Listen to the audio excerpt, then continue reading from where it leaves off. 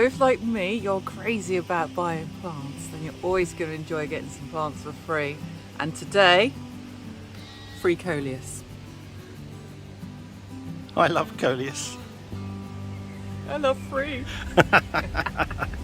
Right, so what have you got to tell us, Lorna? Oh, first of all, what you've got to do is select a good specimen ready for a cutting. Oh. So, where's that breeze coming on? So what I'm looking for is a nice tall stem. So this one's nice and tall. What you want to avoid is the flowering stem. So these are the little flowers here. This one's flowering, so you don't want to take a cutting for anything that's flowering because that's busy putting all its energy into producing those flowers. So what I want to do is get a nice tall stem, 4 to 6 inches. Yep. So this is a big tall one. This is screaming out. This is my favourite. I mean, look at it. I mean, the reason I love Coleus, and one of the main reasons for it, is the colour that they provide in the shade. So I tend to stick these in my hostas in a shady area, and they just look like they belong in the sun, but they don't put them in the sun, that'll scorch them. No? No, bleach them, they don't like it in the sun, but in the shade they love giving all this colour. Okay.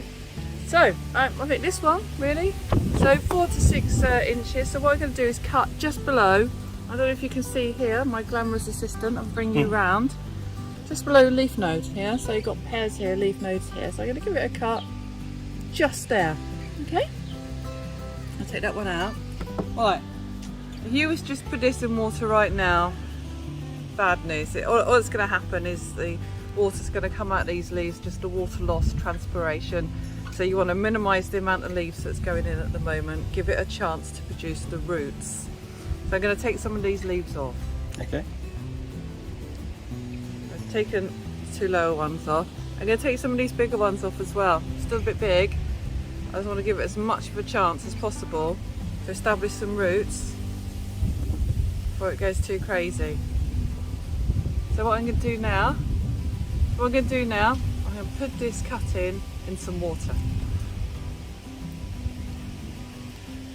I'm going to let it sit there 10 days, 2 weeks, just so the roots are starting to emerge. You don't want a big massive roots, you're not looking for that. It's not an amaryllis in the water going crazy. Just enough for the roots to start emerging, and what you can do, once that's happened, chuck it in some soil, put a little dibber in, put it in, job's a good one, Coleus for free. 2 weeks later. Well, it's a week and a half later, and our Coleus cuttings. Oh my goodness, look at that. Look, oh wow. Look, it's like Oh, that's fantastic. away. It's fantastic, isn't it? It is. So these, and they're ready to plant up. It's weird how all the roots are entirely below the node there. Yes, absolutely fantastic. Yeah. So I've just got some normal multi-purpose compost. Stick that in a little pot. And put my Coleus in.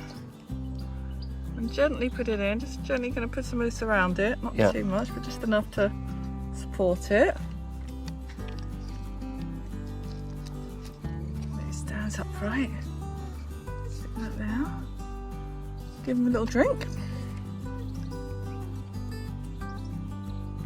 What I'm going to do is I'm going to put him in a little shaded area because I like the shade, remember, Coleus, so put him in a nice warm outside area but in the shade, not in the full sun, and he'll be ready to go to plant. I reckon within 3 weeks the roots will be surrounding the pots, they'll be ready to plant out. Okay, well I'll see you in a few weeks.